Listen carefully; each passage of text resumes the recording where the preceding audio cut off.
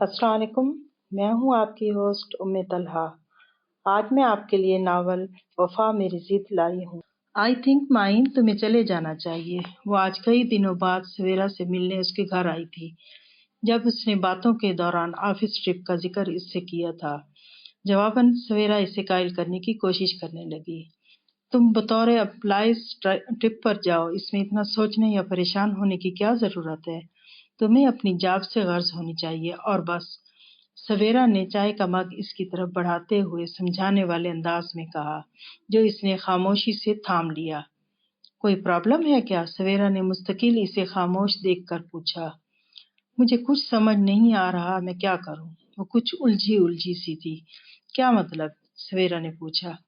میں کاغان جانا نہیں چاہتی سویرا۔ اس جگہ کا نام سنتے ہی مجھے گزرا ہوا وہ وقت یاد آنے لگتا ہے جو سب سے حسین اور خوبصورت تھا، جس کا ایک ایک پل میرے ذہن میں محفوظ ہے، اور میں وہاں جا کر کسی کمزور لمحے کی گرفت میں نہیں آنا چاہتی سویرا۔ میں نے خود کو مشکل سے اس وقت سے نکالا ہے جب عدیز سمیت ماموں اور ممانی کی محبت میرے پورے وجود میں سرایت کرتی تھی، جب میری پوری زندگی کا محور ان سب کی محبت تھی۔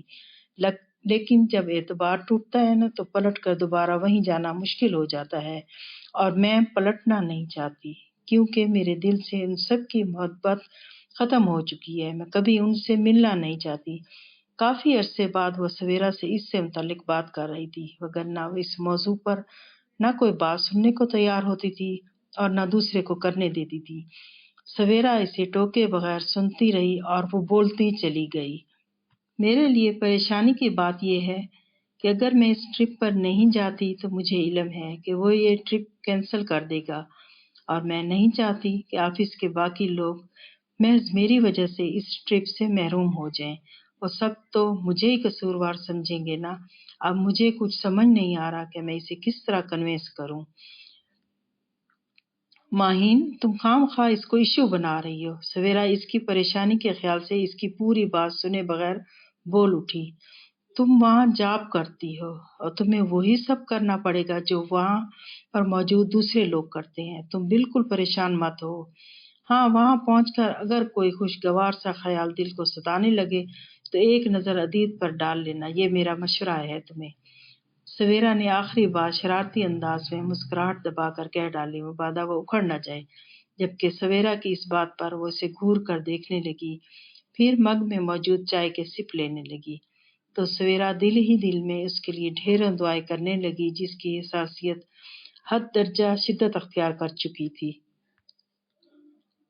پچھلے آدھے گھنٹے سے وہ مضطربانہ انداز میں کبھی بائیں ہاتھ پر بندھی رسٹ واچ کو اور کبھی ونڈو سے نظر آنے والے اس راستے کو تک رہا تھا جہاں سے اس کی آمد متوقع تھی۔ پتہ نہیں وہ آئے گی یا نہیں، یہ سوچ اسے پریشان کیے ہوئے تھی۔ اس کا بس نہیں چل رہا تھا کہ وہ سڑک کے کنارے کھڑی اس لگژری وین سے نیچے اتر کر بے قراری سے ادھر ادھر چکر لگاتے ہوئے اس کی راہ دیکھے، لیکن وہ ایسا نہیں کر سکتا تھا۔ سٹاف کی موجودگی کا خیال بہرحال ساتھ رہتا تھا۔ وہ بے چینی کے عالم میں کئی بار پہلو بدل چکا تھا۔ غالباً سب ہی منتظر نظروں سے وین سے باہر دیکھنے میں مصروف تھے۔ زارا، تم ماہین کا نمبر تو ٹرائی کرو پلیز، طوبہ نے زارا کو مشورہ دیا۔ کیونکہ پورے سٹاف میں زارا ہی اس کے بہت کلوز تھی۔ وہ سل نہیں رکھتی یار۔ زارا کی حالت بھی طوبہ سے مختلف نہیں تھی۔ ہو سکتا ہے ماہین کا ارادہ بدل گیا ہو، کرن نے اپنا خدشہ ظاہر کیا۔ تو وہ جو غیر ارادی طور پر ان کی باتیں سن رہا تھا بے چینی سے پہلو بدل کر رہ گیا۔ اللہ نہ کرے کرن، اگر ماہین کا ارادہ بدلا تو عدیز سر کا ارادہ بدلنے میں بھی دیر نہیں لگے گی، طوبہ نے کرن کو دھیمی آواز میں کہا، تو کرن مزید کچھ کہنے سے باز رہی۔ اوہ تھینک گاڈ! زارا کی خوشی سے بھرپور آواز پر سب ہی نے اس کا ساتھ دیا، اور اسے وین کی طرف بڑھتا دیکھ کر بے اختیار ان سب نے سکون کا سانس بھرا۔ اسے وین میں داخل ہوتے دیکھ کر اس نے طمانینت سے اپنا سر سیٹ کی پشت پر ٹکا دیا۔ تمام بے چینی اور بے قراری وجود سے گویا یکدم رفع ہو چکی تھی۔ اپنا پرس سنبھالتی وہ آہستگی سے چلتی ہوئی زارا کے پاس جا پہنچی، جس نے ہاتھ کے اشارے سے اسے اپنے پاس بلایا تھا۔ زارا کو بہت سردی لگتی تھی، اس لیے اس کے کہنے پر وہ ونڈو والی سیٹ پر بیٹھ گئی۔ چلو نواز۔ اپنی سیٹ پر بیٹھتے ہی وہ سر پر دوپٹہ جمانے میں مصروف تھی۔ جب قریب سے آتی اس کی آواز پر چونک کر اس نے اگلی سیٹ پر اسے بیٹھا دیکھا تو پل بھر کے لیے اس کے ہاتھ سر پر ہی رک گئے تھے۔ وہ فرنٹ سیٹ پر براجمان تھا اور وہ اس کے بالکل پیچھے والی سیٹ پر بیٹھی تھی۔ وین میں داخل ہوتے وقت وہ اپنے گرد و پیش سے قطعی بے خبر تھی، جب ہی غور نہیں کر سکی تھی کہ وہ کہاں بیٹھا ہے، گویا اب تمام سفر وہ عجیب سی کیفیت میں ہی گھری رہے گی۔ بہرحال وہ سارے خیالات جھٹک کر آنکھیں بند کیے زیر لب قرآنی آیات کا ورد کرنے لگی۔ میں کیا مانگوں یار، مجھے دعاؤں میں صرف تمہیں مانگنا آتا ہے، اور ویسے بھی تم ہو نا میرے لیے دعائیں مانگنے کے لیے۔ اور مجھے یہ بھی پتا ہے کہ یہ جو تم اتنی ساری صورتیں آنکھیں بند کر کے دل ہی دل میں پڑھ رہی ہو نا، یہ صرف میری حفاظت کے لیے پڑھ رہی ہو، کیونکہ میں تمہارے لیے اس پوری کائنات میں سب سے زیادہ اہم ہوں۔ دل ہی دل میں مختلف آیتوں کا ورد کر کے وہ اب دعا مانگ رہی تھی کہ اچانک اسے اپنے بہت قریب اس کی مدھم آواز سنائی دی۔ وہی انداز، وہی لب و لہجہ، وہی اپنائیت۔ جب وہ سب کاغان جا رہے تھے اور وہ شہزینہ آپی کو زبردستی اس کے پاس سے اٹھا کر خود اس کے قریب والی سیٹ پر جا بیٹھا تھا اور پھر تمام راستے مسلسل اسے تنگ کرتا رہا تھا، اسے لگا اس وقت بھی وہ اس کے بالکل قریب بیٹھا ہے۔ اس نے گھبرا کر آنکھیں کھول دیں اور گردن موڑ کر اپنے ساتھ والی سیٹ پر دیکھنے لگی، جہاں زارا کانوں پر ہیڈ فون لگائے آنکھیں بند کیے انگلش گانوں سے لطف اندوز ہو رہی تھی۔ تب ہی اسے اپنے چہرے پر اس کی نظروں کی تپش محسوس ہوئی۔ بلا ارادہ اس نے ویو بیک مرر کی جانب دیکھا، جہاں نہایت سنجیدگی سے بھرپور دو آنکھیں پورے استحقاق کے ساتھ اس کے چہرے پر جمی ہوئی تھیں۔ وہ زیادہ دیر ان آنکھوں کو نہ دیکھ سکی اور کھڑکی کی طرف رخ کر گئی۔ دشوار گزار مگر حسین سفر خوبصورت راستوں کی بھول بھلیوں میں کھو کر کئی گھنٹوں کے بعد بالآخر مکمل ہو چکا تھا۔ وین سے اترتے ہی سب کو اپنے قدم گویا فرش جنت پر محسوس ہوئے تھے۔ فضا میں پھیلی ٹھنڈک اور بھینی بھینی خوشبو سے سب ہی لطف اٹھا رہے تھے، جبکہ سامان ہوٹل میں شفٹ کیا جا رہا تھا۔ شدید سردی کے باعث دونوں ہاتھوں کو آپس میں رگڑ کر گرم کرتی وہ سائڈ پر کھڑی تھی۔ ایک سرسی سی نظر اس نے اپنے اطراف میں دوڑائی۔ ہر منظر بہت شناسا سا تھا، وہی برف سے ڈھکی بلند پہاڑیاں، وہی نیلگوں بہتا پانی، وہی آسمان سے اترتے ننھے ننھے برف کے ذرے، وہی سرسراتی گنگناتی ہوا، وہ خوشبوؤں میں بسی معطر فضا۔ سب کچھ پہلے جیسا تھا، کچھ بھی نہیں بدلا تھا، لیکن اگر کچھ بدلا تھا تو وہ وقت تھا۔ ایک ٹیس تھی جو اس کے دل میں محض پل بھر کے لیے اٹھی تھی اور وہ سسک کر رہ گئی تھی۔ درد کے باعث آنکھوں میں نمی اتر آئی۔ اور یہی وہ لمحہ تھا جب توقیر صاحب سے بات کرتے کرتے اچانک اس کی نظر درخت کے ساتھ ٹیک لگائے دوپٹہ کے پلو سے آنکھوں کے کنارے صاف کرتی ماہی پر جا پڑی تھی۔ اسے یوں دیکھ کر وہ بے چین ہو اٹھا تھا۔ اس نے ارد گرد ایک طائرانہ سی نظر دوڑائی، جہاں سب ایک دوسرے کے ساتھ گروپس کی صورت میں کھڑے ماحول سے لطف اندوز ہونے کے ساتھ ساتھ خوش گپیوں میں مگن تھے۔ بے اختیار اس کا دل چاہا کہ اس کے پاس جائے اور اپنی انگلیوں کی پوروں میں اس کے تمام آنسوؤں کو جذب کر لے اور اس کے تمام دکھوں کو اپنے ہاتھوں کی ہتھیلیوں میں قید کر لے، تاکہ وہ پرسکون ہو جائے، بالکل ٹھہرے ہوئے پانی کی طرح۔ غیر ارادی طور پر اس نے 2 قدم اس کی جانب بڑھا دیے، لیکن تیسرا قدم اٹھانے سے پہلے ہی وہ اپنی جگہ پر رک گیا۔ طوبا اور زارا اس کے پاس جا پہنچی تھیں اور اب اس کا ہاتھ پکڑ کر سفیدے کے درخت کی طرف بڑھ رہی تھیں۔ وہ وہیں سے پلٹ کر آ گیا تھا۔ انہیں یہاں آئے 3 دن گزر چکے تھے۔ وہ سب صبح ہی صبح سیر کے لیے نکل کھڑے ہوتے اور پھر شام ڈھلنے پر ہی لوٹتے تھے۔ پورا سٹاف اس سفر سے خوب لطف اٹھا رہا تھا۔ ہر چہرہ کھلا کھلا اور ہر آنکھ خوش دکھائی دے رہی تھی۔ وہ سب کتنے مطمئن اور مسرور تھے۔ اس نے ایک نظر سب پر دوڑائی اور ایک گہری سانس لے کر رہ گئی۔ اس کے اپنے اندر اور باہر تو بس اداسی تھی، جس کو یہ خوبصورت جگہ بھی دور نہیں کر سکتی تھی، بلکہ یہاں آ کر تو وہ مزید خود کو اکیلا اور مضطرب سا محسوس کرنے لگی تھی۔ یہی وہ جگہ تھی جہاں آ کر اس نے خود کو بے حد خوش اور خوش نصیب تصور کیا تھا۔ شاید یہ اس شخص کی ہمراہی کا اعزاز تھا جو اسے چاہنے کا دعوے دار تھا۔ تبھی تو اس کی چاہت میں وہ پور ڈوب چکی تھی، اور پھر اس نے اس وقت اس کا ساتھ چھوڑ دیا جب وہ اس کے بغیر ایک لمحہ سانس لینے کی بھی متحمل نہیں تھی۔ اسے بتائے بغیر، کچھ بھی کہے بغیر خاموشی سے اتنی دور چلا گیا کہ کتنی دیر تک اسے یقین ہی نہیں آیا تھا کہ عدیت مہران اسے چھوڑ بھی سکتا ہے، جس کے لفظ لفظ سے یقین چھلکتا تھا، جس کے حرف حرف میں سچائی گندی محسوس ہوتی تھی۔ وہ اسے چھوڑ کر محض اپنے برائٹ فیوچر کی خاطر اس کا اعتماد، بھروسہ اور مان سب کچھ چھوڑ کر خاموشی سے چلا گیا تھا۔ اس کے جانے کے بعد اس نے خود کو کس طرح سنبھالا تھا، کیسے اپنے ٹوٹتے وجود کو بکھرنے سے بچایا تھا، کیا کیا جتن نہیں کیے تھے اس نے اپنے دل سے اس کی یاد کے ہر نقش کو مٹانے کے لیے۔ لیکن جب وہ اس کوشش میں کامیاب ہونے لگتی تھی، یوں ہی بالکل اچانک اس کی بات، اس کا انداز یا اس کا دھیما لب و لہجہ اسے کمزور کرنے لگتا تھا، اور وہ خود کو مضبوط بنانے کی خاطر اپنے دل میں اس کے لیے کوئی نرم گوشہ رکھنے کی ہرگز روادار نہیں تھی۔ اس وقت بھی اس کا دل یوں ہی بھر آیا تھا، نہ جانے کون سا احساس تھا جو اس کی آنکھوں کو بھگو دیا کرتا تھا کہ ہر منظر دھندلا دکھائی دینے لگتا تھا۔ اس نے پلکیں جھپک کر آنکھوں میں تیرتی نمی کو اندر دھکیلتے ہوئے اپنے اطراف میں دیکھا۔ ہر نظارہ نہایت دلکش تھا، بدن میں جھرجھری پیدا کرتی نرم ہوا، فضا میں محو رقص لچھے دار بادل، نیلے کینچوں جیسا شفاف پانی، ماحول کو پاکیزہ بناتی پورے چاند کی سفید شعاعیں، اور اطراف میں پھیلا گہرا سکوت ماحول کو حسین بنا رہے تھے، لیکن اسے کسی بھی منظر میں دلچسپی محسوس نہیں ہو رہی تھی۔ ہر شے میں افسردگی اور یاسیت کا عنصر بے طرح نمایاں ہو رہا تھا۔ تمہیں پتہ ہے ماہی، میں تمہیں بالکل اداس یا پریشان نہیں دیکھ سکتا، بلکہ مجھ سے یہ بھی برداشت نہیں ہوتا کہ تمہارے ارد گرد ایسا ماحول ہو جو تمہاری آنکھوں کو افسردہ کر دے۔ وہ بہت نرمی سے اس کی آنکھوں میں آنکھیں ڈالے بولا تھا۔ وہ جو اب فضا میں پھیلی معطر اور بھینی خوشبو کو آنکھیں بند کی اپنے اندر اتار رہی تھی، اپنے قریب سے آتی اس کی آواز پر جھٹکے سے آنکھیں کھول کر دیکھنے لگی۔ وہ کہیں بھی نہیں تھا، وہ محض ایک گہرا سانس لے کر رہ گئی۔ یکے بعد دیگرے ذہن پر جھلملانے والی اس کی باتیں اسے اضطراب میں مبتلا کر رہی تھی۔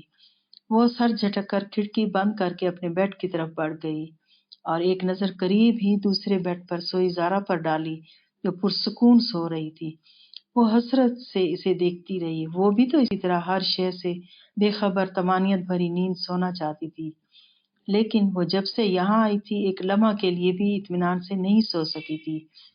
وہ اب مزید یہاں رہنا نہیں چاہتی تھی۔ اسے لگتا تھا اگر وہ کچھ دن اور یہاں رہی تو اپنی انا، اپنی خودداری سب کچھ ختم کر ڈالے گی۔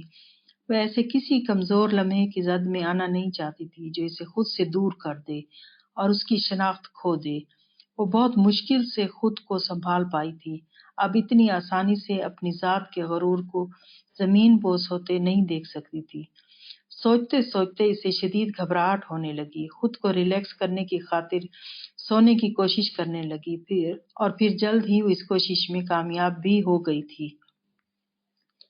سر، ہماری واپسی کب تک ہے؟ ایک تفریحی مقام پر وہ سب کھانا کھانے میں مصروف تھے جب زارا نے اسے مخاطب کر کے پوچھا، خیریت مس زارا، اتنی جلدی گھبرا گئیں آپ؟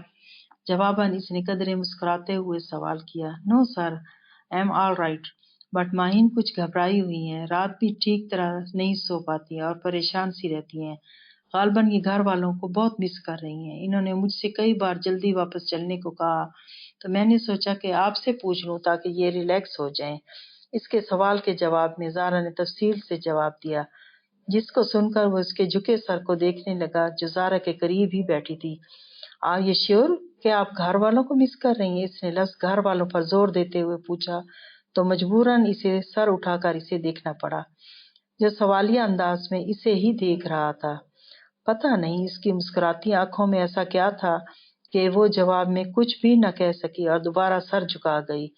وہ بھی کھانے کی طرف متوجہ ہو چکا تھا۔ ٹیبل پر مکمل خاموشی تھی۔ یہ بھی شکر تھا کہ اس نے جواب دینے پر زور نہیں دیا تھا، وگرنہ پتہ نہیں وہ کیا کہہ دیتی، اور پھر شاید وہ اس اندرونی کیفیت کو ہمیشہ کی طرح بھانپ گیا تھا جبھی اگلے دن اس نے ایک امپورٹنٹ ڈیلیگیشن سے ملنے کا بہانہ بنا کر سب کو پیکنگ کرنے کا آرڈر دے ڈالا تھا۔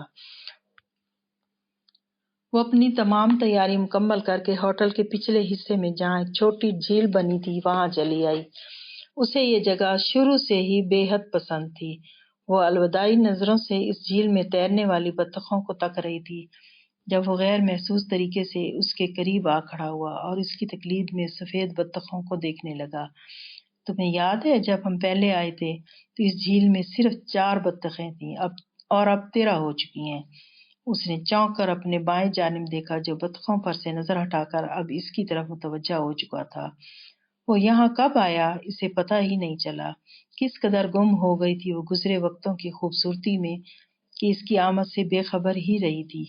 میں جانتا ہوں تم کچھ بھی نہیں بھولی اور میں یہ بھی نہیں چاہتا تھا کہ تم یہاں آ کر ان لمحوں کو یاد کر کے افسردہ ہو جاؤ جب ہم اس کی بات مکمل سنے بغیر وہ تیزی سے مڑی اور ہوٹل کی طرف چل پڑی۔ اس کے اس طرح کرنے پر وہ خاموشی سے اسے جاتا دیکھتا رہا جو اس سے بات کرنا تو دور بات سننا گوارا نہیں کر رہی تھی۔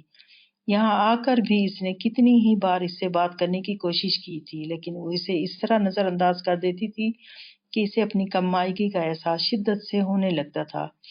کاش وہ ایک بار اس کی بات سن لے لیکن وہ تو اسے دیکھتے ہی بیزار نظر آنے لگتی تھی۔ کچھ بھی تھا یہاں آنے کے بعد وہ یہ تو جانتا تھا کہ بظاہر جو بھی کرے اپنے اندر اس کے لیے بے چینی ضرور محسوس کرتی ہے۔ یہ سوچتے ہی وہ قدرے مطمئن ہو گیا اور ایک گہرا سانس بھرتا ہوٹل کی طرف چل پڑا۔ سنائیے کیسا ٹرپ رہا جناب کا؟ احسن پچھلے کئی دنوں سے شہر سے باہر تھا اور اب کراچی پہنچتے ہی وہ اس سے ملنے اس کے آفس آ پہنچا تھا۔ اس سے مصافحہ کرنے کے بعد چیئر پر بیٹھتے ہوئے احسن نے خوش دلی سے پوچھا تھا۔ اچھا تھا، اس نے مختصر جواب دیا تو احسن نے بغور اس کی جانب دیکھا جو کچھ اپسٹ دکھائی دے رہا تھا۔ کیا مطلب تمہارا؟ صرف اچھا تھا؟ احسن نے کوریدا۔ وہ کچھ سیریس سا تھا۔ کچھ نہیں یار، عموماً جس طرح کے ٹرپ ہوتے ہیں یہ بھی ویسا ہی تھا۔ انٹرکام پر چائے کا آرڈر دیتے ہوئے اس نے جواب دیا۔ اس کا مطلب ہے کچھ بات نہیں بنی؟ احسن نے اندازہ لگاتے ہوئے کہا۔ میں وہاں بات بنانے گیا تھا۔ اس نے گھور کر احسن کو دیکھا۔ پھر کس لیے گئے تھے؟ احسن پتہ نہیں کیا سننا چاہ رہا تھا۔ وہ ایک نظر اسے دیکھ کر گویا ہوا۔ جانا تو ضروری تھا یار، اور اس جگہ اس لیے گیا تھا تاکہ اس کے ساتھ اس خوبصورت وقت کو یاد کروں جب وہ صرف مجھے سوچتی تھی، مجھے دیکھتی تھی۔ میں بس اتنا چاہتا تھا کہ وہ پہلے کی طرح وہاں صرف میری ہو کر رہے، لیکن وہ پتہ نہیں کیا کہنا چاہتا تھا مگر کہہ نہیں پا رہا تھا، سو خاموش ہو گیا۔ آسا نے بغور اس کی طرف دیکھا۔ وہ بہت مزمل اور پریشان دکھائی دے رہا تھا۔ کیا بات ہے عدید؟ کچھ ڈسٹرب لگ رہے ہو؟ احسن پوچھے بغیر نہ رہ سکا۔ نہیں یار، ایسی تو کوئی بات نہیں۔ اس نے احسن کو ٹالنا چاہا مگر وہ بضد تھا۔ کیا بتاؤں یار، مجھے خود کچھ سمجھ نہیں آ رہا کہ میرے ساتھ کیا ہو رہا ہے اور کیوں ہو رہا ہے۔ بالآخر وہ بول ہی پڑا تھا مگر کچھ الجھا الجھا سا تھا۔ میں اس سے بات کرنا چاہتا ہوں، اسے منانا چاہتا ہوں اس سب کے لیے جو میں نے اس کے ساتھ کیا، جو میرے گھر والوں نے کیا، لیکن وہ میری ایک بات بھی سننا پسند نہیں کرتی۔ میں کس طرح اسے کنوینس کروں یار؟ میں بہت الجھن میں ہوں، مجھے کچھ اچھا نہیں لگتا۔ ہر وقت ایک عجیب سی بیزاریت سوار رہتی ہے۔ میں اکتا گیا ہوں اس ساری سچویشن سے۔ میں صرف اتنا چاہتا ہوں کہ وہ مجھ سے بات کرے، مجھے سمجھنے کی کوشش کرے۔ میں اتنا غلط نہیں ہوں جتنا وہ مجھے سمجھتی ہے یار۔ میرا خیال تھا وہاں جا کر اس کے رویے میں کچھ تبدیلی آئے گی، لیکن اس کے لہجے سے بے بسی جھلک رہی تھی۔ اس کی بات سن کر احسن خاموش ہو گیا تھا۔ وہ خود نہیں جانتا تھا کہ اسے کس طرح تسلی دے، جبکہ اب وہ پہلے کی نسبت مزید حساس ہو گیا تھا اور ماہین کو لے کر انتہائی حد تک سنجیدہ ہو رہا تھا۔ اس وقت اسے کچھ بھی کہنا یا سمجھانا بے معنی تھا۔ تقریباً آدھے گھنٹے بعد احسن جا چکا تھا۔ اس کے جاتے ہی اس نے تھکے تھکے انداز میں سر سیٹ کی بیک پر گرا دیا اور اسے سوچنے لگا جسے اس کے احساسات کی قطعاً پرواہ نہ تھی۔ وہ خود کو عجیب کیفیت میں گھرا محسوس کر رہا تھا، بہت مجبور اور بے بس۔ ایک کوفت سی تھی جو اس کے اعصاب پر سوار اس کے حواس کھو رہی تھی۔ اس نے دکھتے سر کو دونوں ہاتھوں میں تھام لیا اور مسئلے کا حل سوچنے لگا مگر اسے کوئی راستہ سجائی نہیں دے رہا تھا۔ तब ही इसने हाथ बढ़ाकर रिसीवर कान से लगाया और किरण को मैसेज देने के बाद सीट से उठ खड़ा हुआ और आहिस्ता आहिस्ता चलता हुआ अपनी सीट की पिछली जानिब कदे आदम ग्लास विंडो से बाहर नजर आने वाली लंबी कुशादा और पुररौनक सड़क पर तेजी से चलती ट्रैफिक पर नजरें जमा दी। मे आई कम इन? दरवाजा को हल्का सा नॉक करके उसने इजाजत तलब नजरों से इसे देखा तो इसने गर्दन मोड़कर इसे देखा, जो पहले दिन की तरह आज भी उसके दिल में बड़े करोफर से विराजमान थी और हर शय से ज्यादा अजीज थी। इसकी बेइतनाई और हद दर्जा बेरुखी के बावजूद वो इसका इसी शिद्दत से तलबगार था जिस तरह पहले था। काश वो अपना दिल इसकी तरफ से बिल्कुल साफ कर ले तो वो खुद को कितना हल्का फुल्का महसूस करेगा।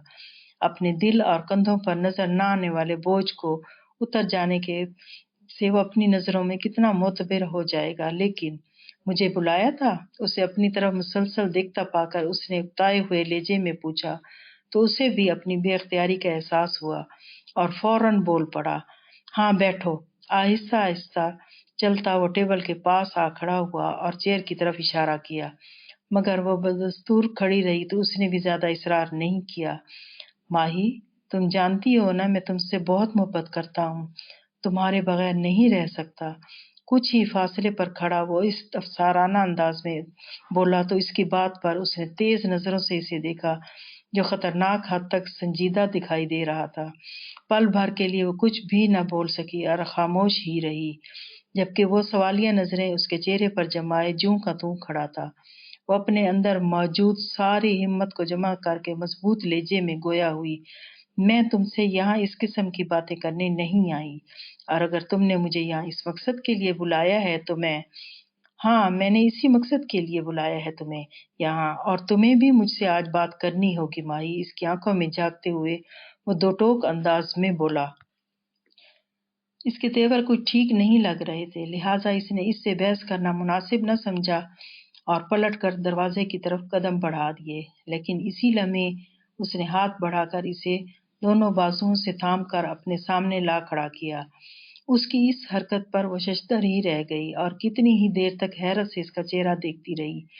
इसने पहले कभी इसका इस तरह हाथ नहीं पकड़ा था, बल्कि वो तो हमेशा इससे एक मखसूस फासला रखकर बात करता था, जबकि आज वो इससे सिर्फ एक कदम के फासले पर खड़ा इसकी आंखों में आंखें डाले इससे मुखातिब था। तुम्हारे साथ मसला क्या है? क्यों मुझसे बात नहीं करती तुम? तुम्हें शिकायत है ना मुझसे तो करो माही, लेकिन मेरे साथ इस तरह बिहेव मत करो। मैं मजीद तुम्हारा इस तरह का रवैया बर्दाश्त नहीं कर सकता। उसने यासियत से कहा, तुमसे किसने कहा कि मुझे तुमसे शिकायत है? इसके हाथ अपने बाजुओं पर से हटाते हुए इसने तड़क कर मजीद कहा, और अगर तुम्हें मेरा इस तरह का रवैया बर्दाश्त नहीं है तो मैं तुम्हें मजीद इस मुश्किल में नहीं डालूंगी कि तुम्हें मेरी बर्दाश्त करना पड़े। वो इतना कहकर तनतनाती हुई तेजी से बाहर निकल गई, मबादा वो दोबारा इसके सामने ना आ खड़ा हो। इसका चुपता हुआ अंदाज इसे तशवीश और उलझन में मुब्तला कर गया था। कितनी देर तक वो इज़्तिरारी कैफियत में इधर से उधर टहलता रहा। इसे कुछ समझ ही नहीं आ रहा था कि वो किस तरह इससे बात करे और किस तरह इसके अंदर मौजूद कड़वाहट को शेरीनी में तब्दील करे। वो तो इसकी कोई बात भी सुनने को तैयार नहीं थी। वो मुतफक्किर सा चेयर पर आ बैठा और खाली खाली नजरों से लैपटॉप को तकने लगा। इसका कुछ भी करने को दिल नहीं चाह रहा था, मगर टेबल पर फाइल्स का ढेर देखकर मजबूरन वो हर ख्याल को ज़हन से झटक कर खुद को फाइल में गुम करने की कोशिश करने लगा। जिस वक्त घर पहुंची इसकी अंदरूनी हालत बहुत बुरी थी। अदीद मेहरान के हाथों का लमस इसे अब भी अपने बाजुओं पर महसूस हो रहा था। उसकी इस हरकत ने इसे अंदर तक हिला डाला था और शायद वो यही चाहता था कि वो टूट जाए और फिर इसके आगे बिखर कर अपनी अना खो दे, अपनी जात के गरूर को फना कर दे। वो ऐसा कभी नहीं कर सकती थी। इसने बहुत मुश्किल से अपना आप बचा कर रखा था। खुद को किस तरह इस तकलीफ से निकाला था जो इसके रवैये ने इसे पहुंचाई थी, ये वही जानती थी। और अब वो ऐसे किसी लम्हे की जद में आना नहीं चाहती थी जो इसे खुद से इस हद तक बेगाना कर दे कि वो इस अजियत को भुला दे जो उसने इसे दी थी। वो कुछ भी खाए पिए बगैर अपने कमरे में जा घुसी और खुद को रिलैक्स करने की सही करने लगी। इसी कोशिश में इसकी आंखें भीग गई थीं। फिर यकदम वो चेहरा दोनों हाथों में छुपाए फूट फूट कर रो पड़ी। وہ اس کے سامنے خود کو جتنا مضبوط ظاہر کرتی تھی اندر سے اتنی ہی کمزور ہو رہی تھی، لیکن وہ اپنا بھرم اس کے سامنے ہرگز کھونا نہیں چاہتی تھی، اسی لیے اس سے بات کرنے سے حتی الامکان کو گریز کرتی، وگرنہ وہ بھربھری مٹی کی طرح بکھرتی چلی جاتی اور وہ اسے روندتا آگے بڑھ جاتا۔ پتہ نہیں کیوں اب وہ اس پر اعتبار کرتے ہوئے ڈرنے لگی تھی کہ کہیں ایسا نہ ہو ایک بار پھر وہ اس کے بھروسے کو توڑتا آگے نکل پڑے اور وہ دوبارہ شاید اٹھ بھی نہ سکے اور پھر خود کو کہیں دفن کر ہی نہ ڈالے، جبکہ ماہین عزیز کی ذات اور اس کا وجود اتنا عرضہ نہیں تھا کہ وہ جب مرضی اس کو تضحیک کا نشانہ بنا کر پلٹ جاتا۔ شاید یہی وہ خوف تھا جو اسے اس کے سامنے مضبوط بنائے رکھتا تھا۔ اس نے دونوں ہاتھوں کی ہتھیلیوں سے آنکھیں رگڑ کر صاف کی اور بیڈ کی پشت سے ٹیک لگائے پرسوچ نظروں سے چھت کو تکنے لگی۔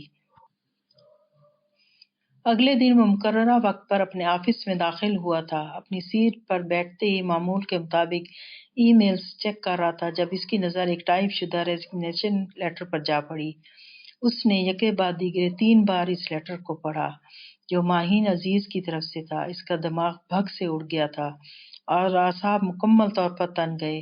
غصے سے اس وقت اس کا برا حال تھا۔ کتنی ہی دیر تک وہ اس کاغذ کو گھورتا رہا، پھر زور سے چیئر پیچھے کی جانب دھکیلتا اٹھ کھڑا ہوا اور ہاتھ میں کچھ پیپرز پکڑے تیزی سے باہر نکل گیا۔ ایکسکیوز می اسٹاف، تمام امپلائی سر جھکائے اپنے اپنے کاموں میں مصروف تھے جب اچانک اس کی کرخت آواز اور سخت لہجے پر سب اس کی جانب متوجہ ہو گئے اور یکلخت اٹھ کھڑے ہوئے۔ کیا سمجھتے ہیں آپ لوگ یہ کمپنی آپ کے بغیر نہیں چل سکتی یا میں نہیں چل سکتا؟ وہ باری باری سب پر نظر ڈالتے ہوئے درستگی سے مزید بولا، جس کا جب دل چاہتا ہے وہ لیو پر چلا جاتا ہے اور جب دل چاہتا ہے وہ آفس چھوڑ کر جانے کی دھمکی دے دیتا ہے۔ کیوں؟ اس کا انداز سوالیہ جبکہ لہجہ وہی تھا۔ جاب کرنے کے کچھ رولز ہوتے ہیں، کچھ ریگولیشنز ہوتی ہیں جن کے مطابق چلنا آپ کا فرض بنتا ہے۔ کمپنی کے ساتھ کیے گئے ایگریمنٹس کے خلاف ورزی کی صورت میں آپ کے ساتھ کچھ بھی کر سکتا ہوں، لہٰذا محتاط رہیے گا۔ اور ایک بات جو میں آپ سب کو بتا رہا ہوں کہ آپ کے اپنے ذاتی مسائل جتنے بھی ہوں ان کا اثر آپ کے کام یا آپ کی جاب پر نہ پڑے تو بہت بہتر ہوگا، ورنہ جو چھوڑ کر جانا چاہتا ہے جائے۔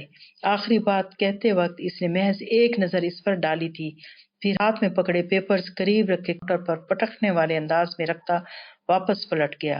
اس کے جاتے ہی پورے سٹاف میں چہمہ گوئیاں شروع ہو گئی تھیں۔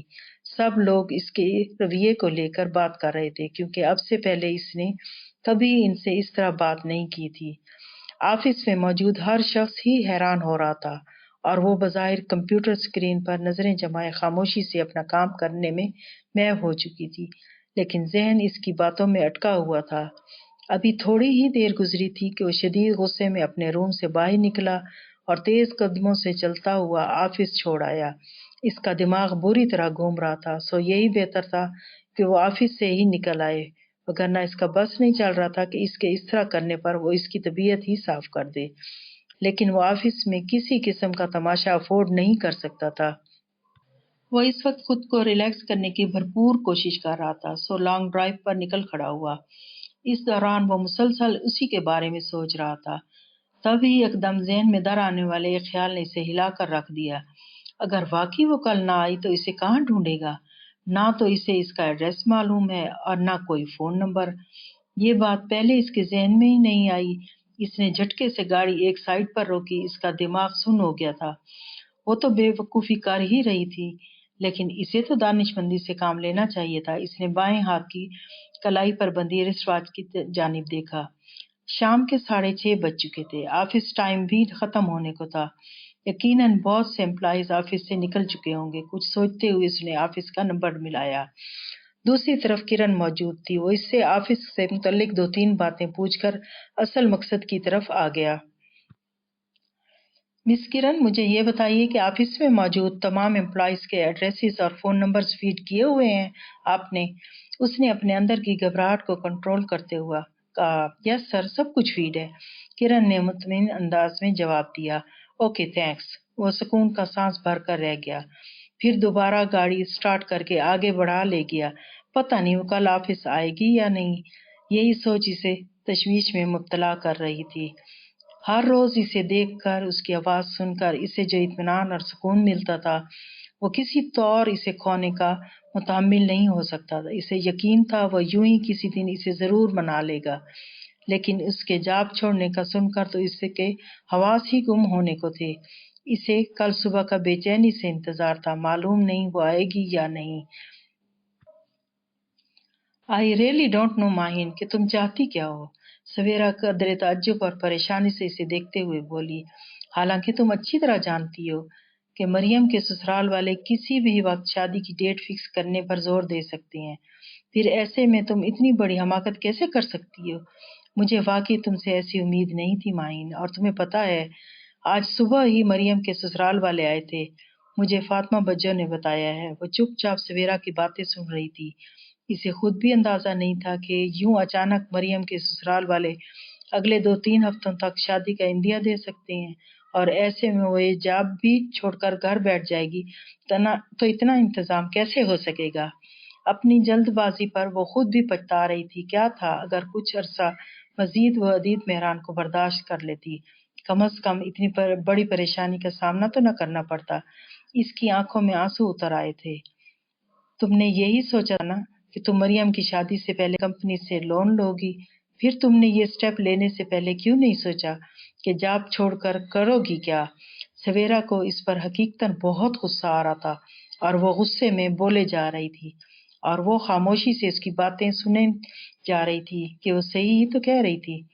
بائی دا وے ماہین، یہ تو میں بھی جانتی ہوں کہ تم اب بھی عدید کو پسند کرتی ہو، اسے چاہتی ہو، اور جو کچھ بھی اس نے کیا یا ہوا وہ سب کے لیے تم سے سوری بھی کر چکا، پھر تمہاری ضد کیا معنی رکھتی ہے؟ میں سمجھ نہیں سکی۔ عدید مہران جیسے لوگ بہت کم ہوتے ہیں ماہین، ورنہ 5 سال کا عرصہ انگلش کنٹری میں گزارنے کے بعد کون واپسی کا راستہ اختیار کرتا ہے، اور کون اپنی محبت کو یاد رکھتا ہے؟ لیکن تم ہو کہ فضول سی ضد میں خود بھی تکلیف میں رہتی ہو اور اسے بھی۔ میں کسی تکلیف میں نہیں رہتی سویرا، کیونکہ مجھے جتنی تکلیف ہونی تھی وہ بہت پہلے ہی سہ چکی ہوں۔ وہ سویرا کی بات کاٹ کر تیزی سے بولی۔ اوکے اوکے پلیز ریلیکس، چھوڑو اس بات کو، اور اب یہ سوچو تم نے کرنا کیا ہے۔ سویرا جانتی تھی وہ اس موضوع پر اس سے ٹھنڈے دل سے کبھی بات نہیں کرے گی، اور اب بھی اصل بات اس کے مزاج کی نظر ہو جاتی، سو اس نے بات ہی بدل دی۔ سویرا کی بات پر وہ ایک بار پھر چپ ہو گئی تھی۔ اسے تو خود کچھ سمجھ نہیں آ رہا تھا کہ کیا کرے۔ غلطی تو تم سے ہو گئی ماہین، اور اس کا ازالہ بھی تم ہی نے کرنا ہے، اور ویسے بھی کمپنی نے تو تمہیں ایگزیکٹ نہیں کیا تھا نا، تم خود ہی چھوڑنا چاہتی تھی، لیکن اب دوبارہ جوائن کرنا چاہتی ہو۔ اٹس سمپل، اور تھینک گاڈ کہ تم نے آفس میں کسی کو اپنے ریزگنیشن کا نہیں بتایا، اور یہ بات صرف عدید تک ہی محدود تھی، تو تمہارے حق میں ہے یہ سب، ورنہ دوسری صورت میں تمہیں سب کے سوالوں کے جواب دینے پڑتے۔ بہرحال فیصلہ تم نے کرنا ہے، سوچ سمجھ کر کرنا پلیز۔ میں چلتی ہوں، اب کل آؤں گی، اوکے۔ سویرا اس کی اسکول فرینڈ تھی اور اس کی بہت خیر خواہ بھی، سو جب بھی موقع ملتا اسے سمجھانے لگتی تھی، اور وہ اس کی ہر بات خاموشی سے سن لیتی تھی۔ لیکن عدید مہران کے نام پر وہ پل بھر میں بھڑک اٹھتی تھی، اسی لیے سویرا بہت سنبھل کر اس کا ذکر کرتی تھی۔ اس نے سویرا کو گیٹ تک چھوڑا، پھر دوبارہ اپنے کمرے میں آ گئی۔ اس کا سر بری طرح چکرا رہا تھا، وہ اس وقت خود کو عجیب سچویشن میں گھرا محسوس کر رہی تھی جس کا کوئی حل اسے سمجھ نہیں آ رہا تھا۔ اس وقت اسے بس مریم کی فکر ستائی جا رہی تھی۔ کاش ماموں ان کا تھوڑا سا تو خیال کر لیتے، ان کا حق انہیں دے دیتے تو آج اتنی پریشانی تو اٹھانی نہ پڑتی۔ ایک بار پھر اس کی ذہنی رو بھٹک گئی تھی، اور اس کے دل میں ماموں کی فیملی کے خلاف انات بھر آیا تھا، جس کے ہر فرد نے مل کر انہیں مجبور و بے بس کرنے میں کوئی کسر نہیں چھوڑی تھی۔ دوسری طرف اسے امی سمیت فاطمہ بجو اور مریم کی فکر ستائے جا رہی تھی، جن کو اس نے مکمل اطمینان دلایا ہوا تھا کہ اس کی کمپنی اسے لون دے گی تو وہ آرام سے مریم کی شادی کر سکیں گے۔ لیکن اب کیا جواب دے گی وہ انہیں؟ اسے شدید گھبراہٹ ہونے لگی تھی، وہ سر پکڑ کر بیٹھ گئی۔ وہ بڑی بے چینی سے آفس کی جانب بڑھ رہا تھا، چند لمحوں کا فاصلہ اسے برسوں پر محیط لگ رہا تھا۔ دل کی دھڑکنیں بھی بے ترتیب ہوئی جا رہی تھیں۔ وہ جلد سے جلد آفس پہنچنا چاہتا تھا۔ کاش ایسا ہو کہ وہ آفس میں قدم رکھتے ہی اسے نظر آ جائے، لفٹ کا بٹن پریس کرتے ہوئے بے اختیار اس نے دعا مانگی، پھر باہر نکل کر تیزی سے اپنے آفس کی طرف بڑھ گیا۔ گلاس ڈور دھکیل کر جس وقت وہ اندر داخل ہوا، حسب معمول تمام ورکرز اٹھ کھڑے ہوئے اور گڈ مارننگ وش کرنے لگے، مگر وہ غائب دماغی سے چلتا ہوا آگے بڑھتا گیا اور پھر غیر ارادی طور پر دائیں جانب بنے کیبن کی طرف لمحہ بھر کو نظر اٹھا کر دیکھا۔ وہ بھی حسب معمول کھڑی اس پر ایک نظر ڈال کر سر جھکا گئی تھی۔ طمانینت بھرا احساس اپنے اندر اتارتا وہ مطمئن سا اپنے روم میں چلا آیا اور پرسکون انداز میں سیٹ پر جا بیٹھا۔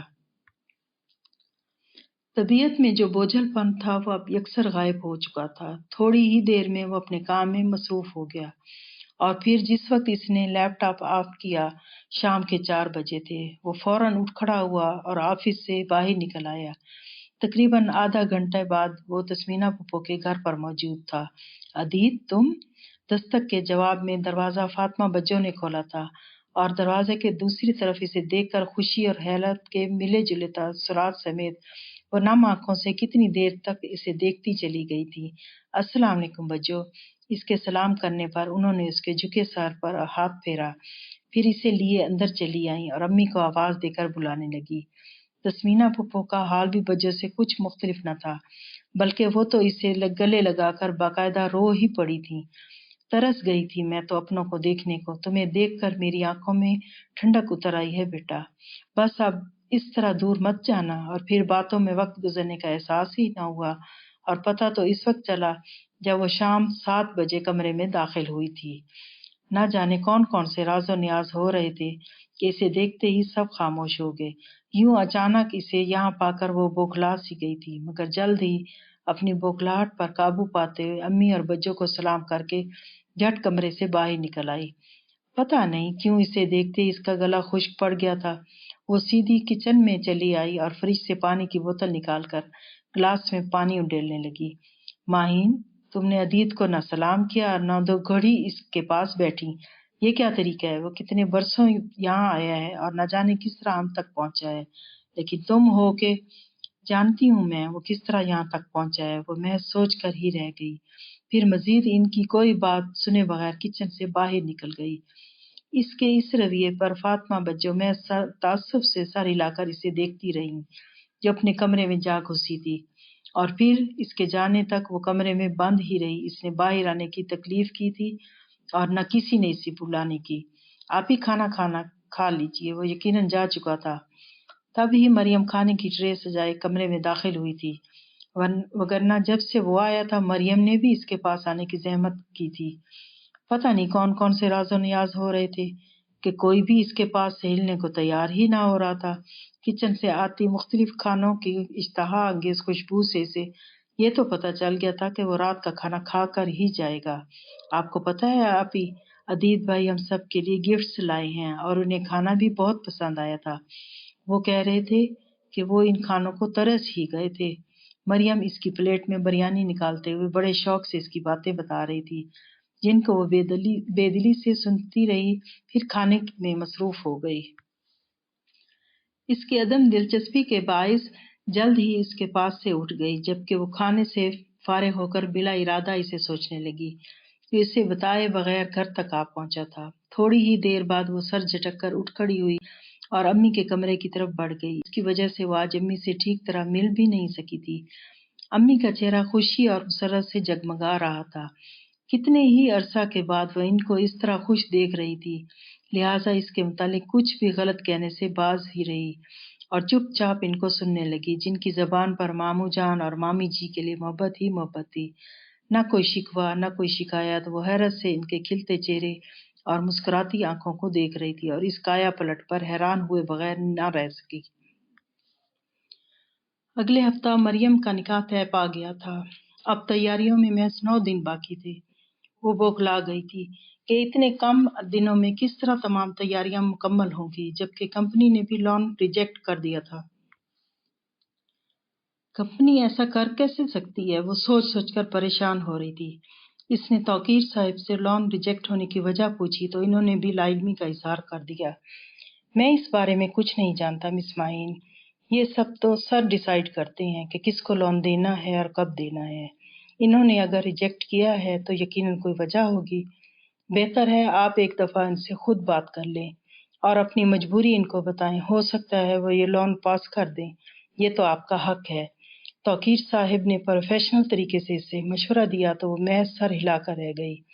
لون کے لیے اس کے پاس جانا اس کے لیے سہان روحی تو تھا، وہ مزید ہل کر رہ گئی۔ توقیر صاحب آپ ان سے بات کر لیجئے پلیز، اس نے ہچکچاتے ہوئے ان کی طرف دیکھ کر کہا، کہیں وہ بھی انکار نہ کر دیں۔ میں کوشش کروں گا، آپ فکر نہ کریں، اوکے؟ اس کے پریشان چہرے کو دیکھ کر توقیر صاحب نے تسلی دینے والے انداز میں کہا تو وہ ان کا شکر ادا کرتی پزمردہ قدموں سے جلتی ہوئی اپنی سیٹ پر جا بیٹھی۔ ماہین، تمہیں عدیز سر اپنے آفس میں بلا رہے ہیں، زارا نے گزرتے ہوئے اسے پیغام دیا تو ناچار اسے اٹھ کر جانا پڑا۔ اجازت طلب کر کے وہ اس وقت اس کے بالکل سامنے چیئر کے پاس جا کھڑی ہوئی، جبکہ وہ یوں ہی سر جھکائے فائل میں گم تھا۔ اس نے غور کیا اب وہ پہلے کی طرح اس سے زیادہ بات نہیں کرتا تھا اور نہ اسے بات کرنے پر فورس کرتا تھا۔ اس کا رویہ کچھ عجیب سا ہو گیا تھا۔ اس کے ساتھ اب بھی اس نے ایک بار بھی اسے بیٹھنے کو نہیں کہا تھا جس طرح وہ پہلے کہا کرتا تھا، اور نہ ایک نظر اٹھا کر اسے دیکھا تھا۔ پتہ نہیں کیوں وہ اس کے اندر آئی ان تبدیلیوں کو محسوس کیے بغیر نہ رہ سکی تھی۔ توقیر صاحب نے تمہارے لیے لون کی سفارش کی تھی مجھ سے، وہ بدستور فائل پر سر جھکائے ہوئے اس سے مخاطب ہوا۔ اسے سمجھ ہی نہیں آیا کہ وہ جواباً کیا کہے، سو خاموشی رہی۔ اگر تمہیں یہ لون نہیں ملتا تو